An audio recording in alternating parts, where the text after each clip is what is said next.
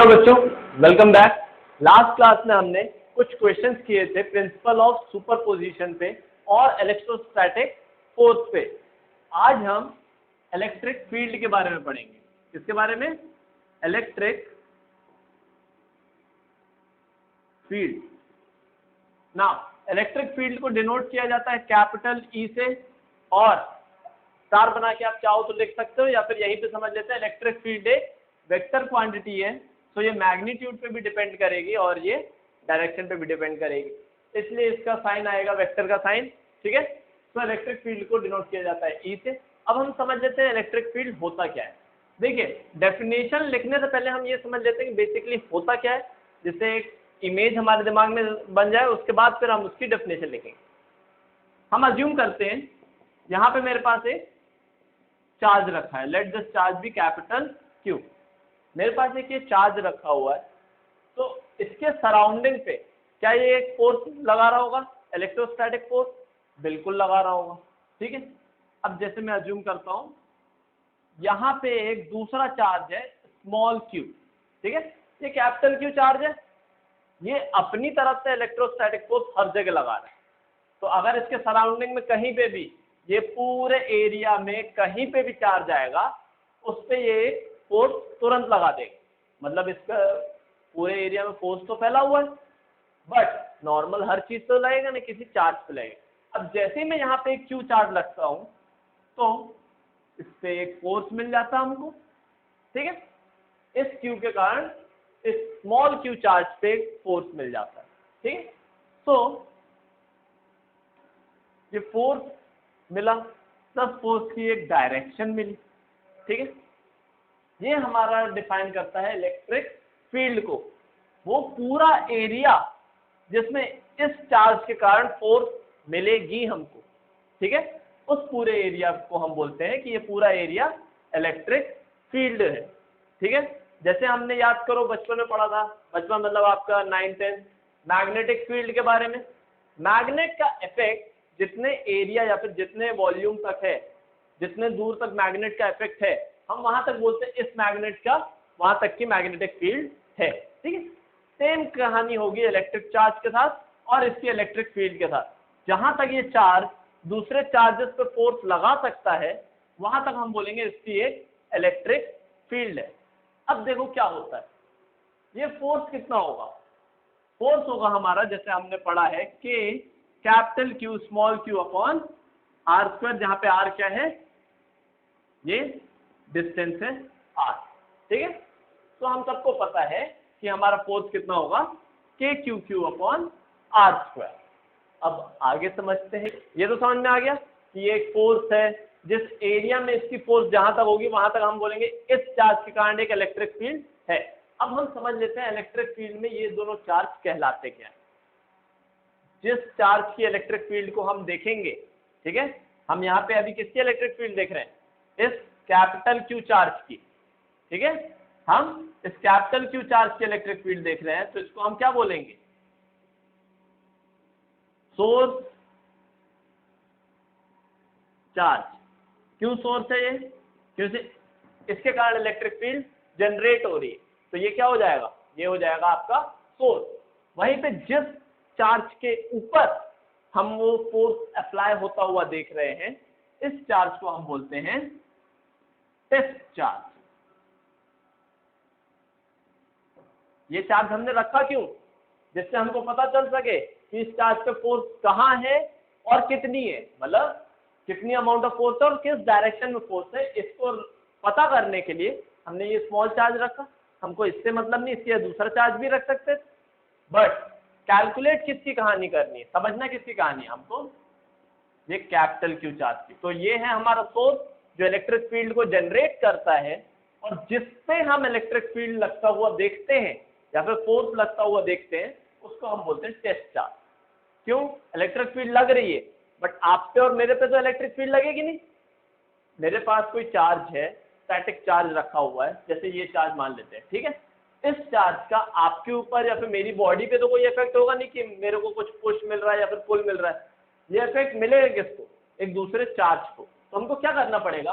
इसके ये पूरे एरिया में मान लेते हैं हम इलेक्ट्रिक फील्ड है, तो इस फील्ड के अंदर लाके एक दूसरा चार्ज छोड़ना पड़ेगा। तो जो दूसरा चार्ज छोड़ते हैं उसको हम टेस्ट चार्ज बोलेंगे और इसको हम सोर्स चार्ज बोलेंगे। ठीक है ना। इलेक्ट्रिक फील्ड की डेफिनेशन की बात करें अगर हम,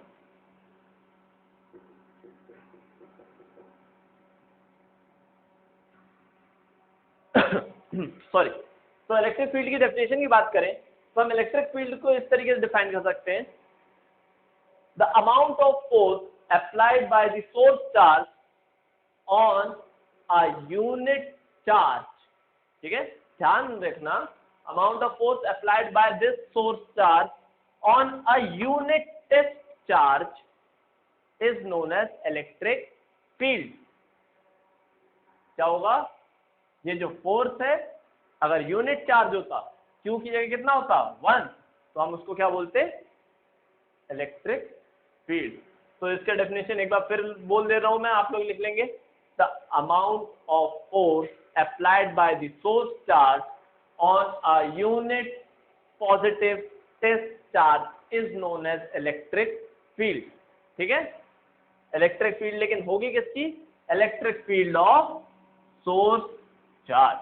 ठीक है, तो इलेक्ट्रिक फील्ड को हम और किस तरीके से बताते हैं, E is equals to F divided by small q, मतलब फोर्स जो यहां पे लगी डिवाइडेड बाय स्मॉल q मतलब टेस्ट चार्ज। तो इसको अगर आप फर्दर सॉल्व करोगे तो आपको क्या मिलता है, KQ by R square multiplied by R cap, जो कि आपका डायरेक्शन बताएगा। ठीक है, ये अलग चीज है, ये तो डायरेक्शन के लिए, बाकी मैग्नीट्यूड क्या आएगा, K source charge divided by distance का स्क्वायर। ये होती है आपकी कहानी इलेक्ट्रिक फील्ड की। चलिए, इलेक्ट्रिक फील्ड समझ लिया, तो अब हम ये भी बात करते हैं कि इलेक्ट्रिक फील्ड लाइंस क्या होती है। ठीक है,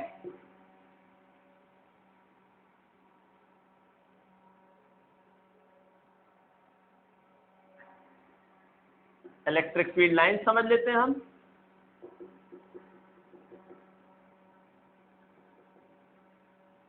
इलेक्ट्रिक फील्ड लाइंस हमको और कुछ नहीं बताती हैं, इलेक्ट्रिक फील्ड लाइंस हमको डायरेक्शन, सबसे पहले तो हमको डायरेक्शन बताती है। तो इलेक्ट्रिक फील्ड लाइन क्या होती है, direction of the force that we observe on the test charge is the direction of the electric field line. क्या होगा, मैं शॉर्ट में लिख दे रहा हूं, direction of force on test charge. ये याद रखना, टेस्ट चार्ज और सोर्स चार्ज कंफ्यूज नहीं होने का, दोनों अलग अलग है। Direction of force on test charge is same to the direction of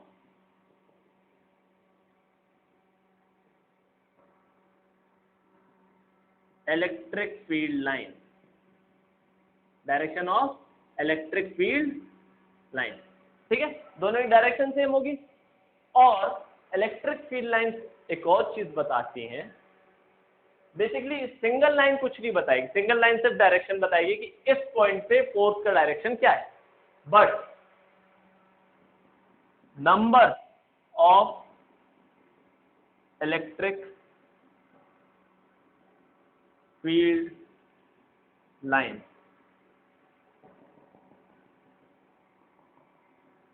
एक सिंगल एरिया में कितने number of electric field lines हैं, वो हमको इलेक्ट्रिक फोर्स या फिर इलेक्ट्रिक फील्ड की स्ट्रेंथ बताती है।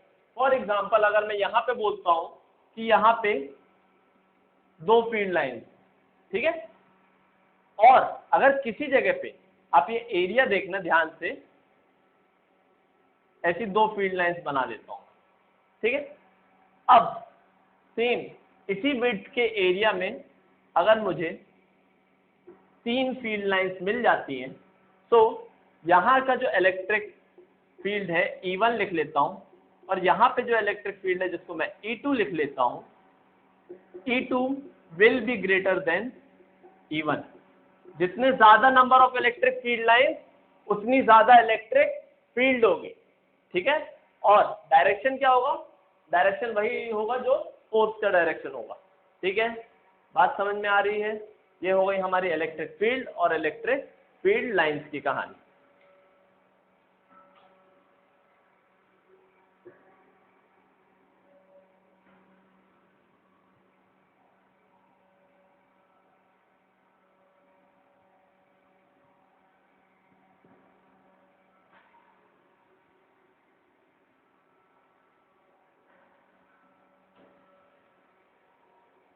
चलिए फील्ड और फील्ड लाइन की कहानी समझ ली। अब बात कर लेते हैं कि अगर इलेक्ट्रिक फील्ड की वैल्यू के क्यू बाय आर स्क्वायर होती है, या फिर ज्यादा अच्छा होगा आप इस तरीके से भी इसको याद रख लें, फोर्स अपॉन टेस्ट चार्ज, तो इसकी यूनिट क्या होगी? एसआई यूनिट होगी इसकी। फोर्स की यूनिट क्या होती है? न्यूटन पर कूलम, या फिर आप इसको कैसे लिख सकते हो? Newton per coulomb. ठीक है, तो ये होगी इसकी एसआई यूनिट।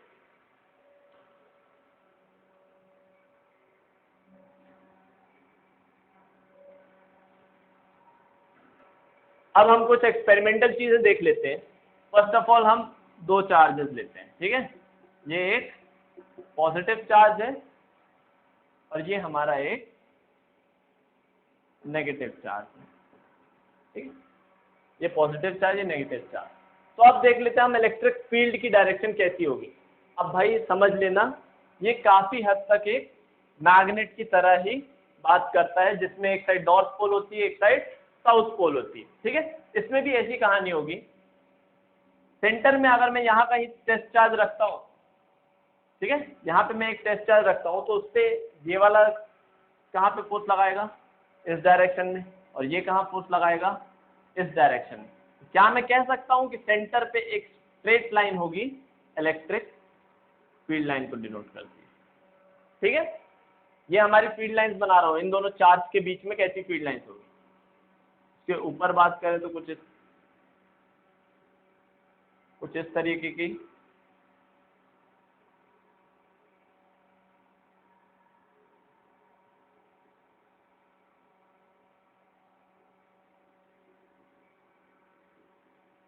ठीक है? इसके इस साइड पे बात करेंगे तो यहाँ से कुछ इस तरीके से चार्जेस निकलेंगे, मतलब फील्ड लाइंस निकलेंगी।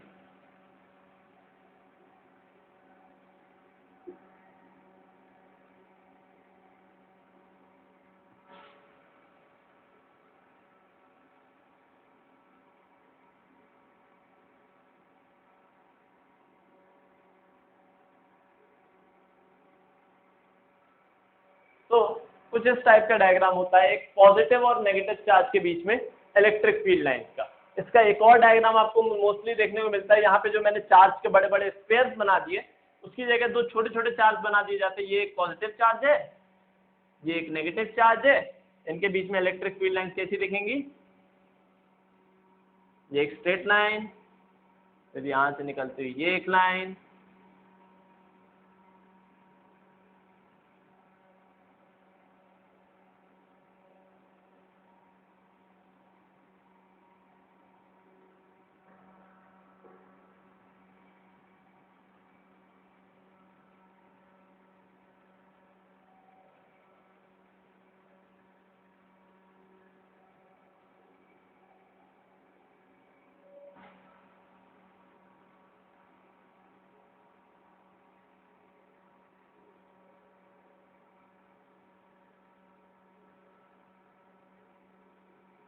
ठीक है? कुछ इस टाइप का डायग्राम मिलेगा, बट मेरे को ये वाला डायग्राम ज्यादा अच्छा लगता है, तो मैंने ये वाला आपको बना दिया। क्लियर दिखता है और समझ में आता है कि इलेक्ट्रिक फील्ड लाइंस एक दूसरे को इंटरसेक्ट नहीं कर रही है, कहीं भी रास्ते में इंटरसेक्ट नहीं करती है, और थोड़ा एक बड़ा डायग्राम अच्छा बन जाता है, ठीक है? चलिए, ये तो हो गया हमारा पॉजिटिव नेगेटिव में। अब इससे हम कुछ चीजें थोड़ा ध्यान से समझेंगे। पहली बात, कोई भी इलेक्ट्रिक फील्ड लाइन एक दूसरे को बीच में कहीं इंटरसेक्ट नहीं कर रही। यहाँ पे जाके कर दे, यहाँ पे अगर कर दे तो कोई बात नहीं, बट बीच रास्ते में इंटरसेक्शन नहीं होना चाहिए, ठीक है?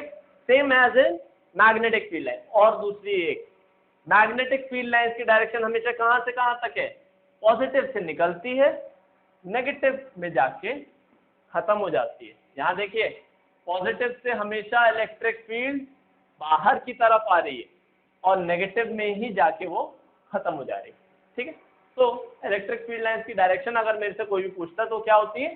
From positive direction to negative, जैसा कि हमने मैग्नेटिक फील्ड में पढ़ा था, from north pole to the south pole. Same कहानी यहाँ पे भी कुछ सिमिलर कहानी हमको देखने को मिलती है, ठीक है? तो अगर मैं एक यूनिट पॉजिटिव टेस्ट चार्ज रखूंगा, कहीं यहाँ पे मैं एक प्लस 1 कूलम का टेस्ट चार्ज रखता हूँ, ठीक है, ये मेरा 1 कूलम टेस्ट चार्ज।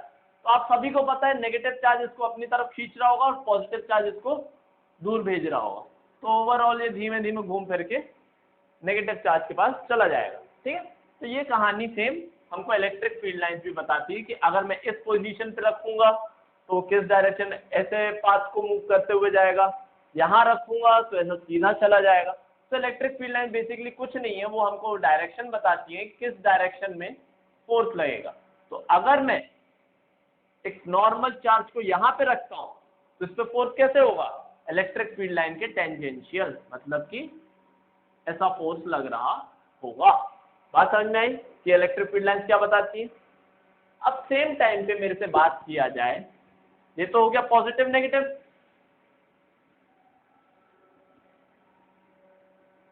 अब मेरे पास दो स्फीयर्स हैं, बट इस टाइम पे दोनों सेम चार्ज कैरी कर रहे हैं, ठीक है। तो अगर एक पॉजिटिव है तो दूसरा एक पॉजिटिव है, अगर ये नेगेटिव है तो ये भी नेगेटिव। अब हमको पता है पॉजिटिव और नेगेटिव तो एक दूसरे को अट्रैक्ट करते थे, बट पॉजिटिव और पॉजिटिव मतलब लाइक चार्जेस एक दूसरे को क्या करेंगे, रिपेल करेंगे। तो इस केस में इलेक्ट्रिक फील्ड लाइन कैसी होंगी, देखिए यहां से इलेक्ट्रिक फील्ड लाइन निकलेगी कुछ इस तरीके से भाग जाएगी,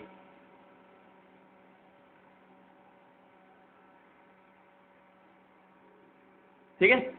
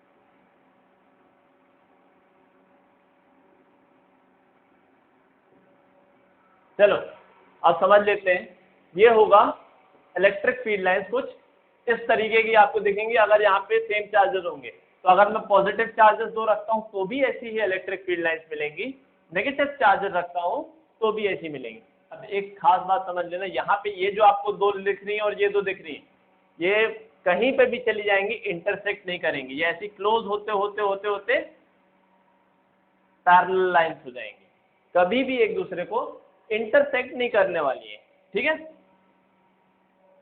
अब आगे समझ लेते हैं ऐसा क्यों हो रहा है। तो इसको हम नॉर्मल से एक एग्जांपल समझते हैं कि यहाँ पे अगर मैं एक पॉजिटिव टेस्ट चार्ज ऐसा रख देता हूँ तो अभी ये इसके क्लोज है, क्या करेगा, ये इसको बहुत तेजी से आगे की तरफ फेंकेगा, but at the same time ये क्या करेगा, इसको पीछे की तरफ फेंकेगा। फिर धीमे धीमे क्या होगा, यहाँ पे आया, अब इसका तो बैकवर्ड फोर्स है, बट यहाँ से एक ऑब्लिक फोर्स लगेगा, मतलब ऐसा एक तिरछा फोर्स लगेगा, तो जिसके कारण इसके फोर्स के कारण ये आगे बढ़ना चाह रहा है और ये उसको वापस फेंक रहा है, ठीक है, वो उसको वापस भेज रहा है। तो जब तक इसके ज्यादा क्लोज है तो यहाँ का फोर्स ज्यादा है और वहां पे फोर्स कम है, क्यों, डिस्टेंस यहाँ पे कम है वहां पे ज्यादा है, तो जहां डिस्टेंस कम वहां पे फोर्स ज्यादा। तो अभी इस पे ज्यादा फोर्स लगा कौन रहा है, ये वाला चार्ज लगा रहा है, तो ये आगे की तरफ बढ़ेगा धीमे धीमे, जो कि इस डायरेक्शन में बढ़ रहा है, ठीक है, ये आगे बढ़ेगा।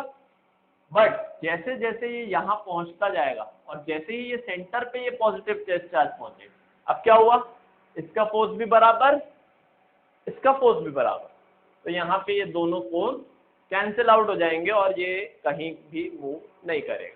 तो हम बोलेंगे यहाँ पे इलेक्ट्रिक फील्ड है ही नहीं। बात समझ में आ रही है क्या हो रहा है, जैसे ही ये सेंटर के पॉइंट पे हम पहुंचते हैं तो इस पे यहाँ पे भी एक फोर्स लग रहा होगा जो ये रिपेल कर रहा है, सेम टाइम पे ये वाला चार्ज भी फोर्स लगाएगा।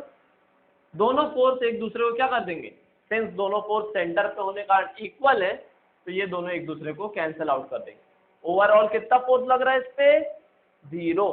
तो अगर 0 फोर्स लग रहा है तो हम इलेक्ट्रिक फील्ड क्या बोलेंगे कि इलेक्ट्रिक फील्ड है ही नहीं।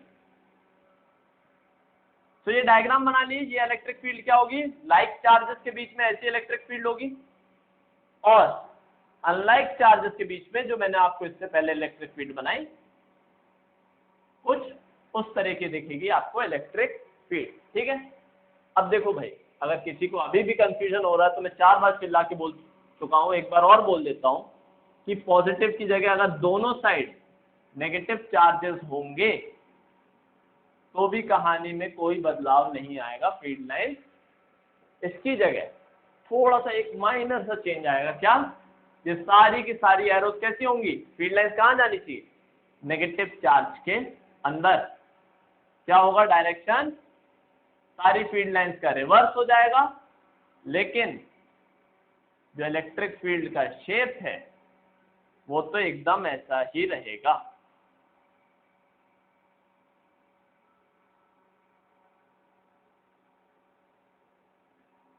ठीक है, तो अगर आपको याद नहीं रहने वाला है तो आप इसको बना लीजिए कि अगर नेगेटिव चार्ज है तो कुछ नहीं, सारी की सारी फील्ड लाइंस कहाँ आएंगी, चार्ज की तरफ आएंगे, मतलब डायरेक्शन अपोजिट हो जाएगा।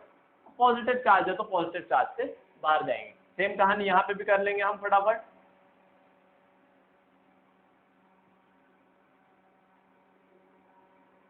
ये हो गया आपका नेगेटिव चार्ज के लिए, तो आप बना लीजिए, ज्यादा बेटर है कि आपको याद रहेगा कि फील्ड लाइंस की डायरेक्शन चेंज हो जाएगी, इलेक्ट्रिक फील्ड का शेप एज इट इज रहेगा। ठीक है, ये डायरेक्शन सारी की सारी रिवर्स हो जाएगी। ये हो गया आपका electric field between two negative charges. इसके पहले जो हमने पढ़ा था वो था electric field between two positive charges, और उसके पहले हमने पढ़ा था electric field between two unlike charges, मतलब 1 पॉजिटिव एंड 1 नेगेटिव चार्ज। चलिए नेक्स्ट अप हम आते हैं कहां पे, properties of electric field line, या फिर आप इसको इलेक्ट्रिक फील्ड भी बोल दो, कोई दिक्कत नहीं। ठीक है, इसलिए मैं ऑब्जेक्ट करके लिख दे रहा हूं, electric field object electric field line.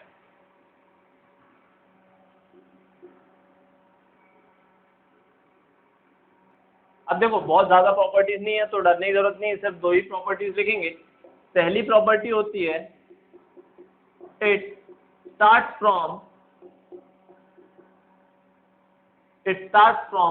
Positive charge to negative charge. ठीक है, इसकी डायरेक्शन हमेशा क्या होगी, पॉजिटिव टू नेगेटिव। इसी को या फिर आप दूसरी प्रॉपर्टी समझ के लिख लो, या फिर इसी का एक्सप्लेनेशन है कि it always move from higher potential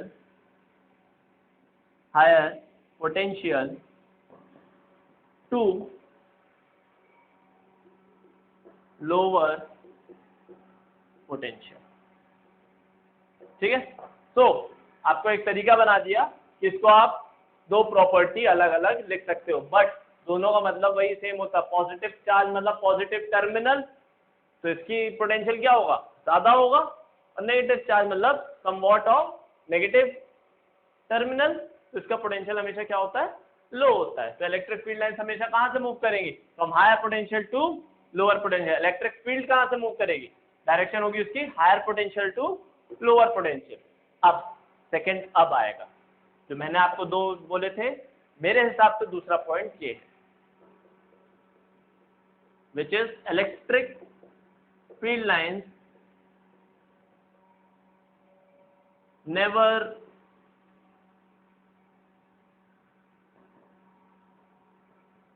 intersect each other। ठीक है। Electric field lines never intersect each other. अब इसका मतलब आपको बहुत अच्छे से समझा सकता हूं मैं। फॉर एग्जाम्पल हम ये ले लेते हैं, ये कोई पॉइंट चार्ज, ठीक है, इससे मैं दो चार्जेस के कारण, ये हमारा टेस्ट चार्ज है और दो चार्ज के कारण मैं इलेक्ट्रिक फील्ड की बात कर। अब देखो भाई, इलेक्ट्रिक फील्ड क्या बोलता है, टोटल फोर्स जिस डायरेक्शन में इस चार्ज पे लग रहा है वो मानेगा, ठीक है। अब इसके कारण यहाँ फोर्स लग रहा है, इसके कारण मैं मान लेता हूँ ऐसा फोर्स लग रहा है। दोनों फोर्स का जो फाइनल एक नेट फोर्स निकलेगा वो होगी हमारी इलेक्ट्रिक फील्ड, ठीक है। तो उस इलेक्ट्रिक फील्ड की डायरेक्शन तो कोई एक ही होगी, समवॉट हो सकता है वो थोड़ा बहुत ऐसा ऊपर की तरफ जा रहा हो, कुछ भी डायरेक्शन हो सकती है एक्स वाई जेड, उससे हमको मतलब नहीं, बट होगी तो एक नेट फोर्स की सिंगल डायरेक्शन। हम दोनों के लिए अलग अलग फील्ड बात करते हैं, बट अगर टेस्ट चार्ज रखा तो आपको वहां दोनों का फोर्स देखना पड़ेगा कि दोनों का टोटल फोर्स कितना है, और उसके हिसाब से आपकी इलेक्ट्रिक फील्ड बनेगी, ठीक है। इसलिए इलेक्ट्रिक फील्ड कभी भी इंटरसेक्ट नहीं करेगी। एक पॉइंट पे अगर दो लाइनें ऐसी इंटरसेक्ट करती हैं तो इसका मतलब क्या होता है कि फील्ड की दो अलग अलग डायरेक्शन है एक सिंगल पॉइंट पे, विच इज नॉट पॉसिबल। एक सिंगल पॉइंट पे एक सिंगल डायरेक्शन होगी इलेक्ट्रिक फील्ड की, इसलिए लाइन कभी भी एक दूसरे को इंटरसेक्ट नहीं करेंगे। अब कुछ और इंपॉर्टेंट पॉइंट्स लिख लेते हैं। तो ये प्रॉपर्टीज लिखने के बाद आप कुछ इंपॉर्टेंट पॉइंट्स लिखेंगे, सितारे बनाते जाएंगे और अच्छे से याद कर लेंगे, या फिर समझ लेंगे, खाली याद करने की भी बहुत ज्यादा जरूरत नहीं है।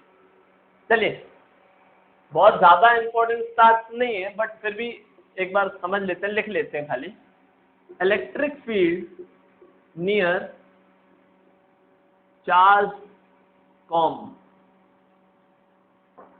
कंघी जिसको हम ऐसे रब करके अगर चार्ज कर लेते हैं तो उससे कितनी होगी, around 10 to the power 3 newton per coulomb, ठीक है। कितनी होगी, 10 to the power 3 newton per coulomb electric field होगी नियर दिस चार्ज कूलम, मतलब एकदम कॉम के बिल्कुल पास में देखूंगा तो इतनी फील्ड होती है।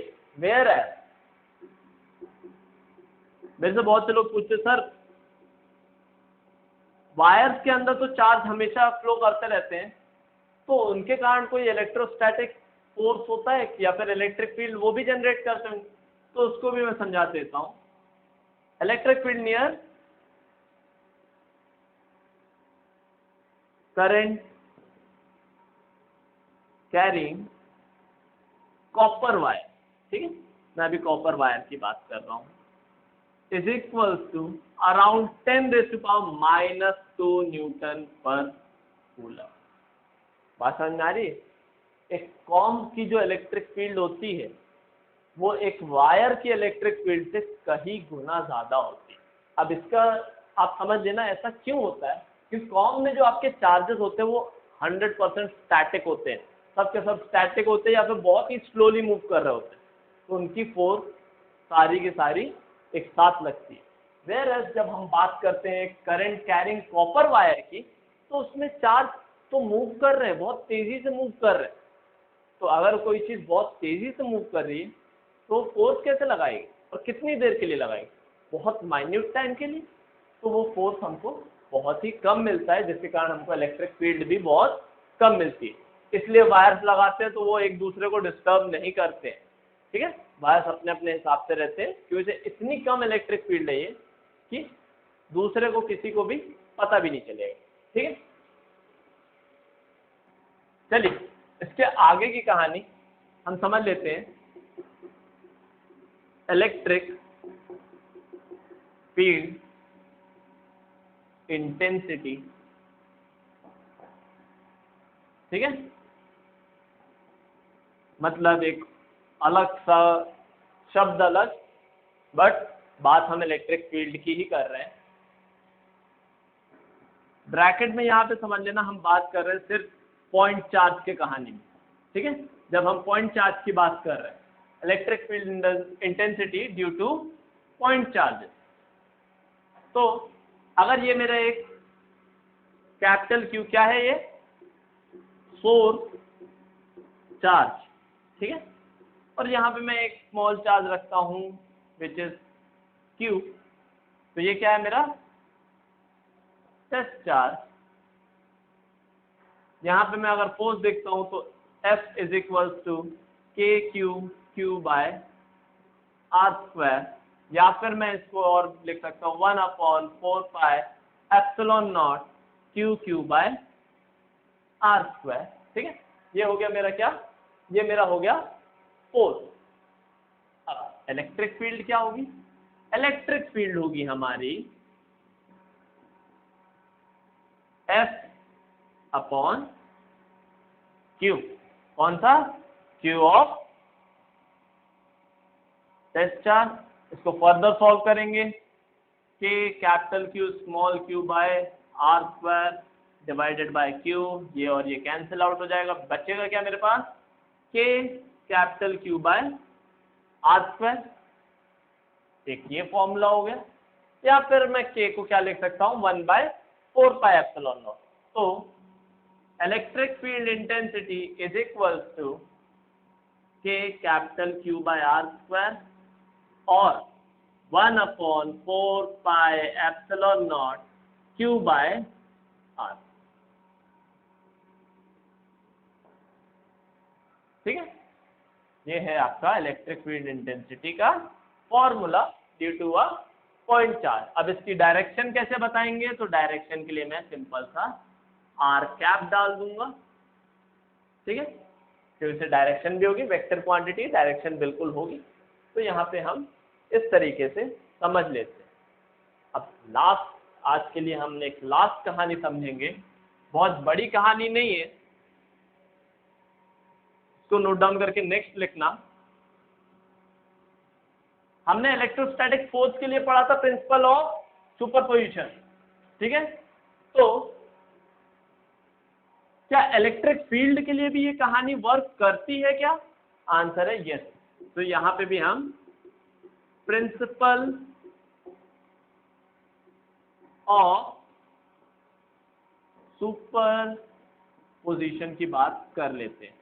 बहुत बड़ा इसको एक्सपैंड नहीं करूंगा या फिर स्ट्रेच नहीं करूंगा ये टॉपिक को, ये तो ऑलरेडी हम एक बार पढ़ चुके हैं। तो अगर आपने नहीं पढ़ा है तो मेरे पिछले लेक्चर जिसमें मैंने प्रिंसिपल ऑफ सुपरपोजिशन पढ़ाया था उसकी लिंक यहाँ ऊपर कॉर्नर पे आएगी, उसको क्लिक करके आप प्रिंसिपल ऑफ सुपरपोजिशन पूरा समझ सकते हैं, ठीक है। चलिए, प्रिंसिपल ऑफ सुपरपोजिशन हमने फोर्स के लिए क्या पढ़ा था, अगर एक ये कोई चार्ज है जिसको हम बोलते हैं टेस्ट चार्ज और दो source charges,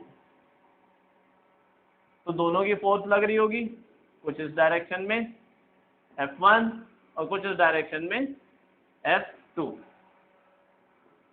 with vector sign, ठीक है, F1 एंड F2। तो टोटल चार्ज क्या होगा, F नेट, तो हमने क्या बोला था, net force is equals to F1 plus F2 बोला था। इसी से ज्वाइन करते हुए हम इलेक्ट्रिक फील्ड के लिए भी ये कहानी को ट्रू करके देख सकते हैं।